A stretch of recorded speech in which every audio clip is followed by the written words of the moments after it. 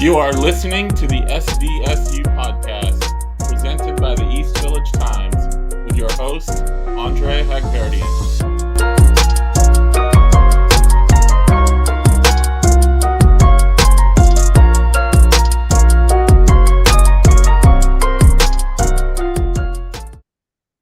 Welcome, listeners, back to another episode of the SDSU podcast. I'm Andre Hagverdian, joined by Bryant Thursby. What's going on, Bryant? Nothing much. Been a good day so far. Hope everybody's having a good day. Yeah, we're sitting here recording this on Wednesday night, so we're a few days after that thrilling 6-3 victory for San Diego State over Northern Illinois. I called it riveting on Twitter afterwards, maybe a little bit of sarcasm into that, but just opening thoughts. What were you thinking as you saw that game unfold? Well, I actually had work, so I watched the first quarter and then I got home after the game had already ended, and watched the game through and everything. And just watching that game through, like getting home from work at like 10 o'clock at night, talk about a snooze fest. Yeah. That is, if you are a fan of straight defense. That is your type of game right there because both defenses came to play. Both Mhm. defenses were really technically sound in their particular coverages, really doing a really good job in their angles, tackling very well.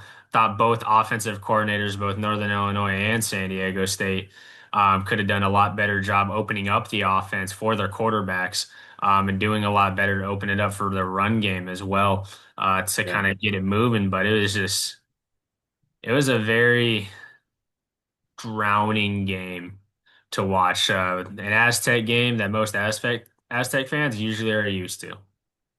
Yeah, I am a defense guy, but even that one was a bit tough to watch, mainly because it just felt like at times it was the offenses kind of making their own mistakes rather than the defenses just making a ridiculously good play.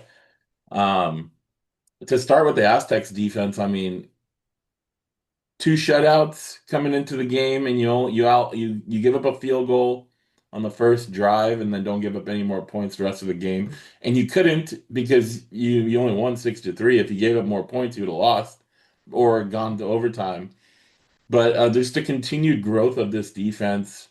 Um, Chris Johnson got another pick. They didn't score this time like they did against Cal, but the line of scrimmage play, the defense, the front did a really nice job. Now, Northern Illinois isn't this offensive juggernaut, but they do have two good backs. They do have a good running game. They have a history of some tough-nosed football in the MAC. So the defense being able to do what they did. Owen Chambliss, 11 tackles. Tana Lutuli was back after missing a game. Um, just solid play. I mean, there's not much more you can say about the defense that we haven't said, after shutting out Cal the week before. Special teams, Gabriel Placencia knocks in. They weren't super long field goals, but you still got to make them. Hunter Green was incredible in Absolutely the incredible. field position game. Um, I mean, that aspect was good. It's just the offense, what kind of rewatching some of that. I wrote an article where I kind of dissected all those short yardage plays that they failed on. And, they were consistently getting good yardage on first and second down. They had 8 third and 2 or less in this game, and they only converted two of those. Like, they were able to get 6, 7, 8 yards on first down. They just couldn't get those short yardage plays, which would have kept the chains moving. Would have given. They were in the Northern Illinois half of the 50 all game. They just couldn't get those short yardage plays, and then you got two turnovers, penalties pushing you back. Like the offense wasn't terrible. They just made so many self-inflicted mistakes to keep them from scoring points. Absolutely. This offense had it. This honestly probably should have been a San Diego State 17 to 20 to 3 point Yeah. win, is honestly what it should have been. Because it's not. even though I do criticize Sean Lewis a little bit, I criticize probably a little too much of the coaches and everything. But Sean Lewis didn't have a horrible game plan going into it. I actually thought to start in the first quarter before going into work and everything, watching the game. I thought in the first quarter he called a really good game Yeah, using San Diego State's speed against Northern Illinois' lack thereof. Because Northern Illinois didn't really have much speed. They had a couple solid corners that had solid speed, but their linebackers weren't really sideline to sideline guys. yeah, They got effort and they'll get out there and try and make the tackle, but they don't have speed like that. So I thought he did a really good job using Jordan Napier, especially yeah, getting him involved, using his speed and his shiftiness. I thought Jaden Denegal actually threw a couple good deep balls that should have been caught to yeah. Boston. Bostic had one that he could have caught. There was two that back shoulder to Bostic, that was beautiful ball placement Yeah, by Jaden Denegal, and Bostic tried to make an adjustment. Obviously, the pass interference. Not expecting him to make that play, but that was beautiful ball placement by Jaden Denegal right there.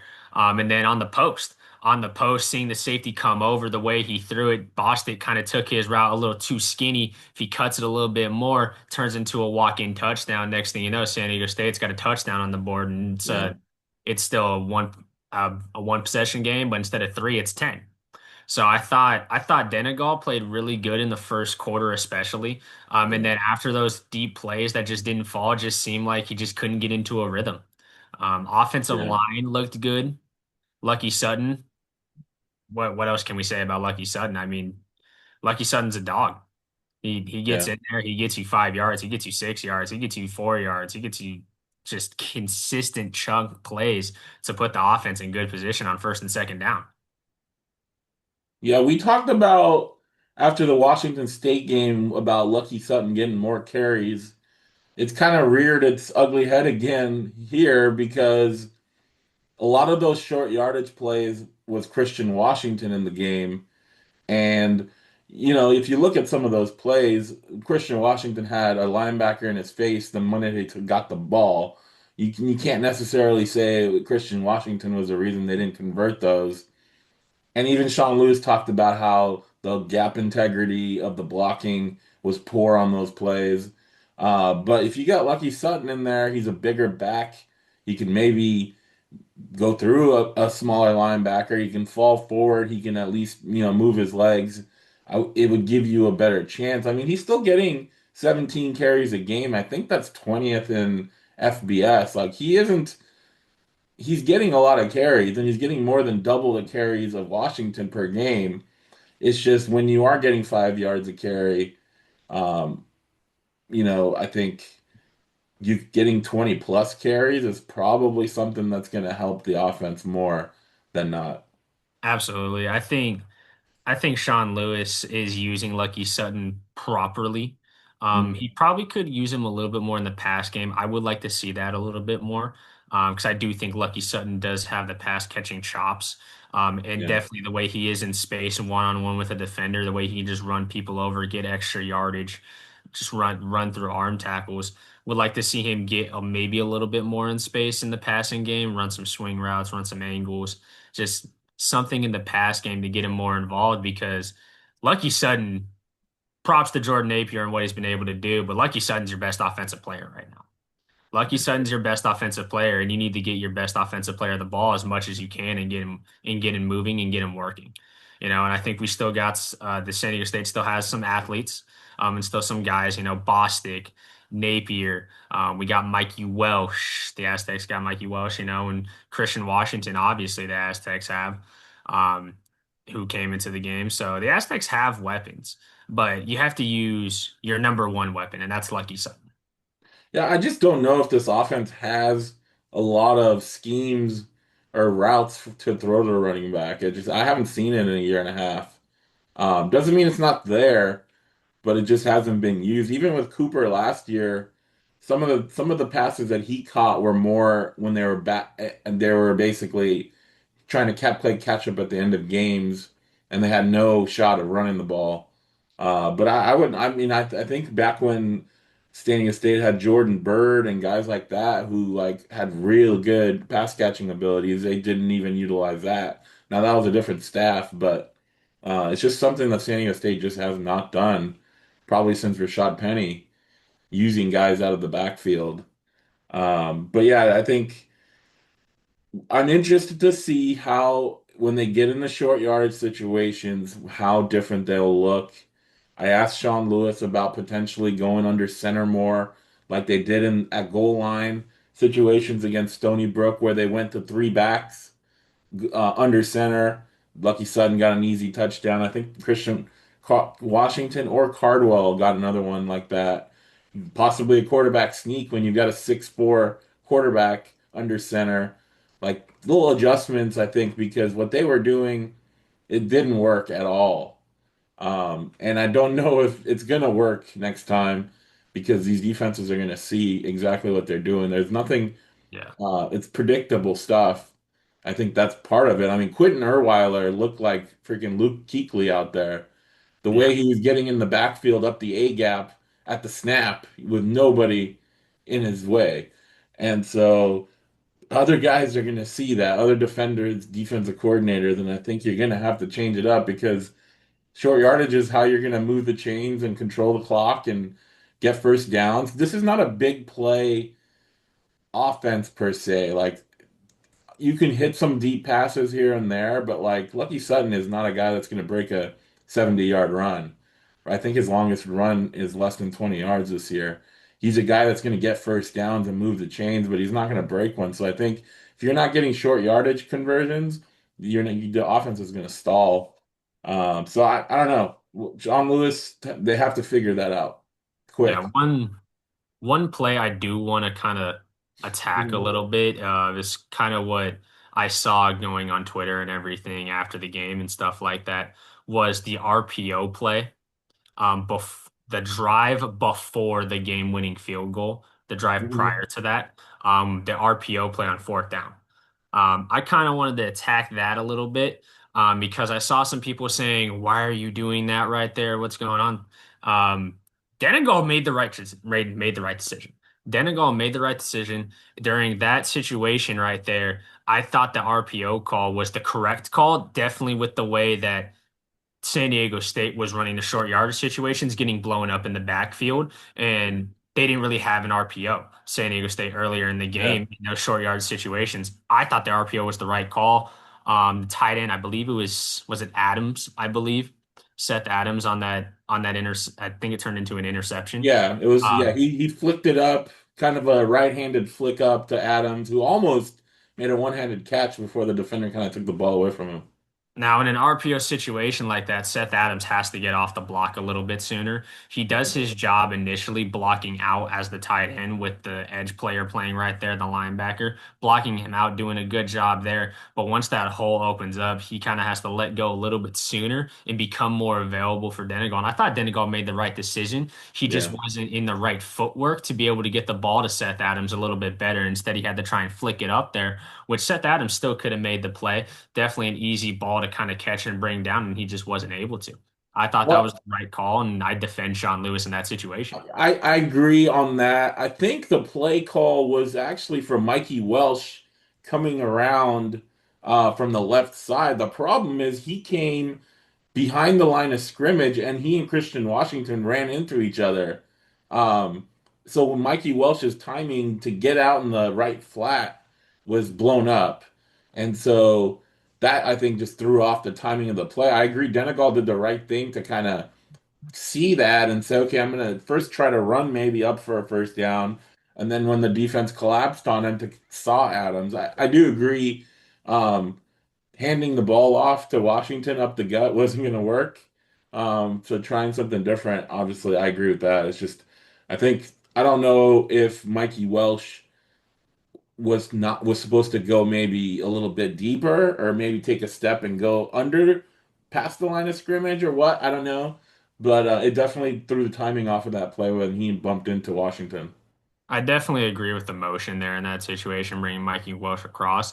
Only thing that I would change personally, I'm just not a big fan of when I see, and I mean this in every single offense, every single team that I watch. Whenever I see a motion and the receiver goes around the quarterback into like a bubble, every single Yeah. time I see that, I just get extremely frustrated when you can just motion him past the offensive line and he can run a simple under route for the RPO to make it easier on the quarterback instead of making it a bubble 3 yards, 4 yards behind the line of scrimmage.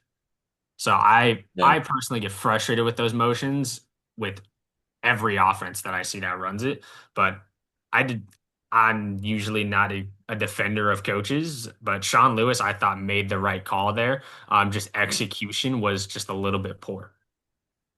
Yeah, I mean, no matter what the offense did, the defense kept them in the game, and then that final drive was San Diego State football. I mean, Lucky Sutton had 5 carries, 30 yards. Um, they got a 15-yard penalty on a face mask on Sutton, which definitely got them in field goal range. And then that last 3rd and 3 where they huddled, where they went under center for the first time, I think, all game, and they got an illegal substitution penalty so that not only did they get closer for the field goal, but they were able to run the clock down and kick it without any time left. So that obviously that helps when you can kick it with no time left and not give the other team a chance. So definitely for everything that we talked about the offense struggling in, that last drive was a game-winning drive and they executed, and maybe that's something they can take to Friday night with Colorado State because they're gonna have to play better. They're not gonna win games with scoring 6 points, no matter how good their defense is. Their defense is not gonna pitch shutouts every game the rest of the season. So offense needs to pick it up, and their end of the bargain anyway. Absolutely. Now we get to talk about an absolute, what I think is going to be a great game between San Yeah, Diego State and Colorado State on Friday night. Most of you, that is typically a high school football night. It is yeah. going to be a San Diego State college football night at Snapdragon. What are your thoughts, Andre, on this game? I'm torn between what I want to decide for this game, who I think is going to come out of this one. Reading and looking at how Colorado State has done this year, they do not look like a very good team this year. I mean, their only win against Northern Colorado, they got lucky to win on a last second touchdown. They had 5 turnovers in that game. Um, they kind of got beat up by Washington State. It seems like they make we talk about San Diego State with penalties and missed opportunities. I mean, I think Colorado State has taken that to another level. I think they're one of the most penalized teams in the country. I think they're bottom 10. They have 5 lost fumbles. They've missed 3 field goals. So like their miscues, Washington. If you look at the Washington State, and Washington State is a common opponent, right? San Diego State played them a couple weeks ago. Colorado State just lost to them 20-3. But if you look at the total yardage in that game was almost even. But it was the mistakes that Colorado State had. 1 for 4 on 4th down. They lost a fumble. They missed had field goals. I think San Diego State has a good chance of winning this one running away because Colorado State is not a well-coached, well-run team right now. At least not what I've seen through 4 games. Yeah, Colorado State, 1-3, as you said. They they should have pulled out the win against Yeah, UTSA at home. they went Losing for that two. game They could have tied 17 the to game, but 15. they went for two after a penalty and they didn't get it, and they lost by one. They should have won that game. They made so many mistakes early in that game Yeah, where they could have taken advantage, and they honestly could have won that game by at least 8 points, if not more than that, double digits. yeah, They went up against Washington early in the year. They put up 21 on Washington, and Washington's not a pushover team. yeah, Obviously, they still lost. Washington put up 38, but Washington's not a pushover. So I think I agree with you in the sense that San Diego State may be able to run away with this one purely off of Colorado State being extremely undisciplined when it comes to yeah, penalties, when it comes to turnovers.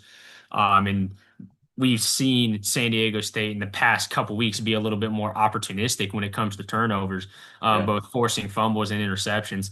So this is definitely going to be a game where San Diego State has the opportunity to take advantage of a team that I think San Diego State's better than, better coached than Colorado State. It's just a matter of those. Does San Diego State play down the Colorado State's level? Or does San Diego State play to what Sean Lewis and the standard is?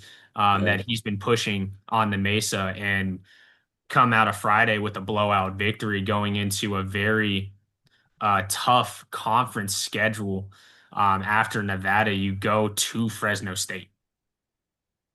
Yeah, I mean, Jay Norvell, he's known as an offensive guy, right? We know what he did at Nevada with Carson Strong and Romeo Doubs and those guys.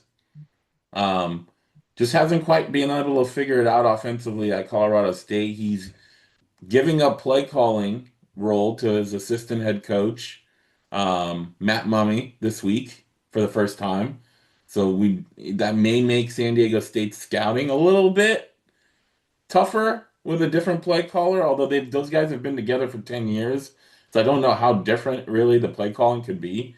Um, but they're using a new quarterback now. I think Braden Fowler Nicolosi, who's been their starter since Norvell got there, got benched in the third game, and they have Jackson Brasso starting now. Had his first start last week against Washington State. They only scored 3 points, but I don't believe he had any turnovers in that one. He didn't throw any picks. Um, I think they're 129th in scoring offense, which would be what, fifth worst in FBS. So they've really Bottom struggled. five, bottom Yeah. 10 at least. So on paper, it looks like San Diego State has a great opportunity. Their defense to have another, terrific performance. But I really think this is a good opportunity for the offense to make some noise. I mean, they've been giving up 170 rushing yards per game. Colorado State has. So I think this could be a lot of Lucky Sutton, Christian Washington, early and often for Aztecs as well. Yeah, this could be a game where this is going to be very reminiscent of old Aztec football, Mhm. prime Aztec football, where San Diego State just going to run the rock and they're going to tell you to try and stop it. And with Lucky Sutton in that backfield, with Christian Washington, with Dylan Cardwell, with those three guys, I think all three can feast, and I think all three can average at least 4 yards a carry, if not more than that, in Yeah. this game. And you could even see Jordan Napier in some of those gadget plays that we've seen Sean Lewis call for him where he gets the ball on a screen or he gets the ball on a Yeah. shallow route and gets him in space. We could be seeing a lot of that. Even Jacob Bostic, maybe one of those deep ball touchdowns that didn't connect against Northern Illinois, can connect this week against Colorado State to open up the offense a little bit more to make Colorado State respect the deep ball and not just have to play the run and force us to pass. And hopefully Denegal is able to torch them through the air in that sense. Yeah, I mean, we talked a lot about San Diego State returning all 11 starters from last year. Well, guess how many starters Colorado State returned? Zero. That's a big, I mean, that's not good. And they have a new defensive coordinator. Um, so they haven't played terribly on defense, but it's a lot of new guys. They do have the leading tackler in the country, Owen Long, who's a linebacker getting 13 tackles per game. So he's kind of been all over the field.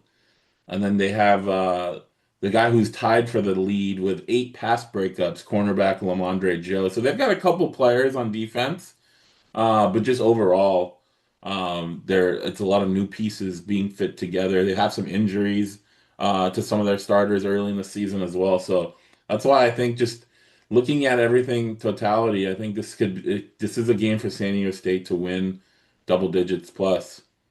Yeah, and you spoke on him earlier. I want to give him a little bit more of a shout out. Hunter Green, the punter for San Mhm. Diego State. Um, what is it like, over the past, what's with the San Diego State producing punters all of a Yeah. sudden over the last like 5, 6 years? What's Yeah. going on with that? Matt Ariza, Jake Browning, and now Hunter Green. Hunter Green, I mean, this dude's electric. If you're a guy that loves special teams, this dude's electric. Uh, Don't forget Tyler Pastula last year too. Oh, He had not a good even, yeah, season. Tyler Pastula too. I mean, just Yeah. producing punters. Yeah. What's going on? San Diego State's producing punters now. We're I, coming punter you at San Diego. yeah, I mean, obviously, Matt Ariza started it, but when you do have good punters, that other punters want to. I mean, Jack Browning was already here when Matt was here, but with Pastula, you probably don't get Pastula unless you had that success from Ariza and Browning to get Pastula to say, "Yeah, I want to go continue that." And then Hunter Green the same way. Like he had a great year at Northern Colorado last year. Uh, he probably could have gone anywhere he wanted. And but he came to San Diego State, and you got to give Zach Barton, that special teams coach, credit for recruiting him and bringing him here. But yeah, he's a boomer. But if there's one thing Colorado State on paper at least has really been good on, their punter is actually has better yards per average than Hunter Green. And they Bryant, themselves have produced punters in the yeah, past. they have Uh, Ryan Stonehouse, I think, right? yeah, Ryan Stonehouse, he's punting in the NFL. He's That's the actually big one. funny you say that. He got cut this year. He just tried out for the Bucks yesterday. They didn't get signed, so he's unsigned right now. But he was a guy that almost outkicked his coverage. His leg was so strong that like you'd outkick his coverage and it would drive his special teams coaches nuts. Which is part of the reason why I think he's unsigned right now, which is kind of weird. A But lot. yeah, It's definitely a hang time thing when it comes to him because he's got a lot of leg, but the hang time is definitely the issue. Because you need to have hang time as a punter to give your coverage, especially your gunners, who at times are getting double teamed to kind of break through that and get to the returner. And when you don't have a lot of hang time, even though you kick it far, you still give at least 10 to 15, sometimes even 20 yards yeah. of free yardage for the returner.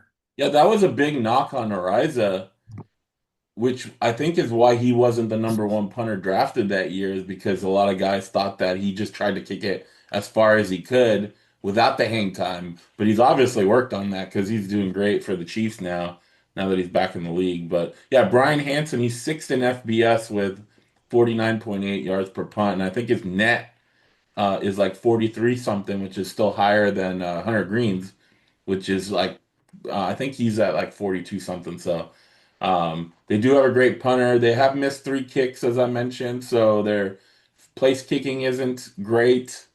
Um, so yeah, I mean, as I said, I think San Diego State has a good chance to win this one double digits. I think they're favored by 5.5, unless it's moved in the last day. Um, That line's moved a lot. yeah. It opened at 3 and then it Oh jumped to yeah. 6. So Yeah. that line's moved a lot of money coming in for San Diego State, which shows not only people betting on it, but Vegas kind of seeing that, Colorado State may not be as good as the line started. Um, Mhm. what are your predictions, score predictions for this game going into Friday? I'm gonna say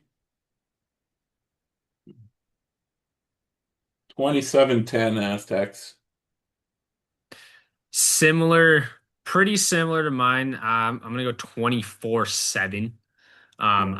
I really think that Colorado State does not have the offense to beat San Diego State in this game. Now there is a Right. possibility that trick plays can happen, blown coverages can happen. So Colorado State definitely could play their way into this game Yeah. on the road at Snapdragon. But I also think the crowd's not going to be as big of a factor this Friday. A lot of high school games going on, Yeah. not even just in San Diego County, but in Inland Empire, Orange County, a lot of big high school games that people that normally probably would show up for a San Diego State Yeah. game on a Saturday, not going to be there on a Friday. You're not getting those high school kids that also would show up for a Saturday game at San Diego State in these regions. So definitely going to be tough on the crowd numbers, um, at Yeah. least at least in my opinion. So we're not going to get as much crowd help, but 24-7 is going to be my score prediction. I think San Diego State does blow this one away. Yeah, I mean, Friday nights are tough because of the things you mentioned, but like San Diego State doesn't control that. I saw some people online talking about why the school would schedule a game on Friday. That's total CBS Sports Yeah, Network, that's Mountain all West. CBS Sports. That's Mountain West. That's So college yeah, football. they don't That's control yeah, that. They probably don't like it Friday night games, but it is what it is. So you got to play. I mean, Sean Lewis, they did. I think they're doing $29 tickets now instead of the $15 that they did for Cal. He's still handing out tickets. I agree. There's probably not going to be as many recruits there because those recruits are probably playing in the game on Friday night. So it won't be. But I don't know if they need the crowd noise as much to beat Colorado State than they did probably against Cal. But yeah, I mean, I think it's a good opportunity. It's a first game. We should mention it's the first conference game of the season. It's a final conference season for both teams in the Mountain West as they're both moving to the Pac-12 next year. So they'll still be conference foes, although it'll not be in the Mountain West. Um, San Diego State won their first two Mountain West conference games last year. It was their last two wins of the season before losing the last six. So they need to get off to a win here if they want any chances to make that conference championship game, finish top two and make that game because this is probably um, all their home games are obviously big, but this is probably with the way Colorado State is not playing well. This is a game they have to win to get off on the right track in conference play. Absolutely. First two games of conference play, you open up against, wouldn't necessarily say the bottom feeders of the Mountain West, but Colorado State and Nevada, the way that they've looked this year, Yeah. um, those two teams are not competing for a Mountain West title this year, especially. So you go up against two teams that San Diego State has a chance to beat and go into Fresno State 2-0 against a really tough Fresno State squad. And then And we a bye. They get a bye before we get a bye Fresno, which before could be that. huge. Yes, which we saw how huge that was against Cal having a bye before Cal and how Yeah. great the team looked. So getting two games against, bottom three, bottom four Mountain West teams in Colorado State and Nevada, take care of business against teams that you should beat. Beat those teams 2-0 in conference play, going into Fresno State after a bye 5-1. Who knows what can happen? Yeah. Yeah. Yeah, we'll have to see. As we talked about, I think San Diego State has a good chance on Friday night, but that's why they play the games. What we talk about here, obviously, is just what we think so far, but we'll know Friday night. One of the interesting things as well, and and Sean Lewis was asked and talked about this during his Monday press conference, is it's the start of the availability reports for conference play, 48 hours before the game, which actually, as we're sitting here, is like right about now. Right about now. Yep, they have to release who's going to be out, who's questionable, and then they have to update that 3 hours before kickoff. So, really curious how that's going to go, how much information is going to be divulged, and then are there going to be any, uh, you know, issues coming up later when someone isn't on the report but says in an interview that they were injured, like that we see in the NFL sometimes when people come out and say they had a wrist injury when they weren't on the injury report. So we'll see how all that goes. But it's at least from our perspective for covering the team, I like it because it gives me a better idea of who's playing, who's not playing. Because I get asked that a lot, you know. And I was like, I don't know that stuff isn't public. They don't It's release not that there. stuff, It's like they don't you release know. that stuff until And unless a you're couple at hours before. practice, which their practice is closed to media during the season for the most part, except for like 20 minutes on one of the days of the week, which you don't see much, it's hard to know. So at least from that perspective, I'm looking forward to these reports because it'll give us a better idea of who's there, who's going to be there, who's not going to be there. So yeah, just another wrinkle to throw in there for this week's game. Absolutely. Gonna be interesting. Love to see. I like to see those injury reports 48 hours prior and everything like that. Not even just from San Diego State's perspective, but from opponent's perspective as well, to see what's going on in their end. Yeah. Yep. Anything else to add before we close this out? Nothing else to add. All the Aztec fans listening, have a great week. Enjoy your Friday, and have a great weekend. Yep. Thanks, guys. Make sure to subscribe and like this episode, this channel if you like the content. Um, we're in mid swing for football. We've got some basketball content coming up soon too. So a lot going on the Mesa. Thank you guys for listening, and we'll talk to you guys next time.